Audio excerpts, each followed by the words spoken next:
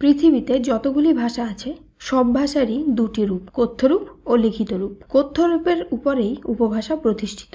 মূলত উপভাষা হলো ভাষার আঞ্চলিক রূপ। পৃথিবীর অন্যান্য ভাষার মতো বাংলা ভাষাও উপভাষায় বিভাজিত।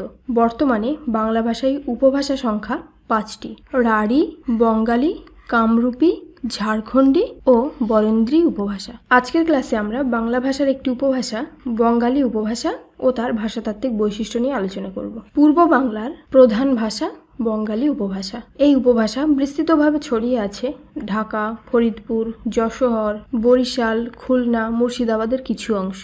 এছাড়া নোয়াখালী, চট্টগ্রাম, ত্রিপুরা, কাছাড়, পূর্ব শ্রীহট্ট জেলার অনেক অংশ জুড়ে বঙ্গালী উপভাষার প্রচলন রয়েছে। অধুনা বাংলাদেশের অধিকাংশ মানুষই এই উপভাষায় কথা বলে। এখন আমরা এই বঙ্গালী উপভাষার ধ্বনিতাত্ত্বিক এবং রূপতাত্ত্বিক বৈশিষ্ট্যগুলি জেনে নেব। এক্ষেত্রে প্রথম যে বৈশিষ্ট্যটি রয়েছে, বঙ্গালী উপভাষায় অ বা ও স্থানে উকারের উচ্চারণ রীতি দেখা যায়। যেমন কোদাল থেকে কুদাল, কঞ্চি থেকে কুঞ্চি, দোষ থেকে দুষ, লোক থেকে লুক। লক্ষ্য করুন, এই প্রত্যেকটি উদাহরণেই অ বা ও স্থানে উকারের ব্যবহার দেখা গেছে। পরবর্তী বৈশিষ্ট্য, এই উপভাষার একটি অন্যতম বৈশিষ্ট্য হলো ধ্বনি পরিবর্তনের একটি রীতি অপিনিহিতির বহুল প্রচলন। ধ্বনি পরিবর্তনের এই রীতি অপিনিহিতির ক্ষেত্রে দেখা যায় শব্দমধ্যস্থ রস্যইকার বা রস্যুকার পূর্বেই উচ্চারিত হয়। সেই হিসাবে কান্দিয়া থেকে কাইন্দা, কোরিয়া থেকে কইরা, বলিয়া থেকে বইলা এই সকল শব্দের প্রচলন রয়েছে বঙ্গালী উপভাষায়। পরবর্তী বৈশিষ্ট্য, এ স্থানে এ উচ্চারণ দেখা যায়। যেমন মেঘ থেকে ম্যাঘ, দেশ থেকে দেশ, তেল থেকে তেল, বেশ থেকে ব্যাস। পরবর্তী বৈশিষ্ট্য, বঙ্গালী উপভাষায় অনেক সময় ট এবং ঠ স্থলে ড ধ্বনি এবং ডয়বিন্দুর ঢয়বিন্দুর সর্বদা র ধ্বনিতে পরিবর্তিত হয়েছে।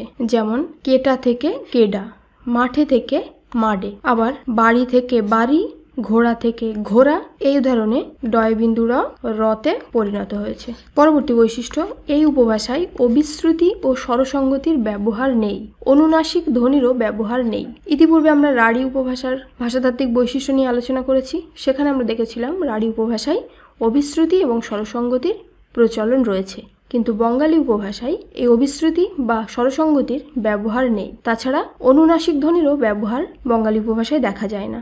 তাই চাঁদ বা কাদা এই ধরনের শব্দে চন্দ্রবিন্দুর ব্যবহার বঙ্গালী উপভাষায় দেখা যায় না। পরবর্তী বৈশিষ্ট্য, রাঢ়ী উপভাষার মতো বঙ্গালী উপভাষাতেও কোথাও কোথাও ল বর্ণটি দন্তন্য বর্ণরূপে উচ্চারিত হয়। যেমন লোভ থেকে নোভ, লাউ থেকে নাও।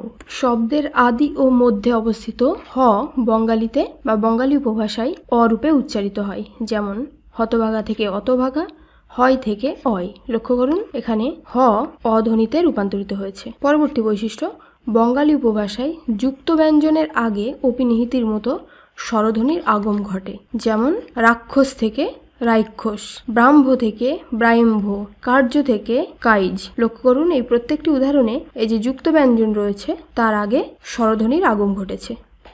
পরবর্তী বৈশিষ্ট্য, সঘোষ মহাপ্রাণ বর্ণ বঙ্গালী উপভাষায় সঘোষ অল্প প্রাণ রূপে উচ্চারিত হয়। যেমন ভাই থেকে বাই, ভাত থেকে বাত, ঘর থেকে গড়। বঙ্গালী উপভাষায় দন্তস্ব ও তালব্যস্ব স্থানে হ উচ্চারিত হয়। তাই শাককে হাগ বা শেকে হে এই হিসাবে উচ্চারণ দেখা যায় বঙ্গালী উপভাষায়।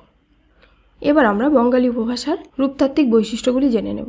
বিভিন্ন কারকের বিভক্তি বঙ্গালী উপভাষায় ভিন্ন ভিন্ন দেখা যায়। যেমন কর্তৃকারকে এ বিভক্তি, গৌণ ও সম্প্রদান কারকে রে বিভক্তি, অধিকরণ কারকের বিভক্তি ত, এ এবং খণ্ডত। যেমন রামে খায়, মায়ে ডাকে। কর্তৃকারকের এই উদাহরণ দুটিতে এ বিভক্তির প্রয়োগ রয়েছে। আবার আমারে খাইতে দেও, গরিব মানুষেরে 2টি পয়সা দেও, এই উদাহরণ দুটিতে রে বিভক্তি। এবং বাড়িতে থাকুম, ঘরে থাক, বাড়িত যাও, অধিকরণ কারকে এই উদাহরণগুলিতে ত, খণ্ডেত্ব বিভক্তির প্রয়োগ রয়েছে। পরবর্তী বৈশিষ্ট্য, অতীতকালের উত্তম পুরুষে কেবলমাত্র লাম বিভক্তি দেখা যায়।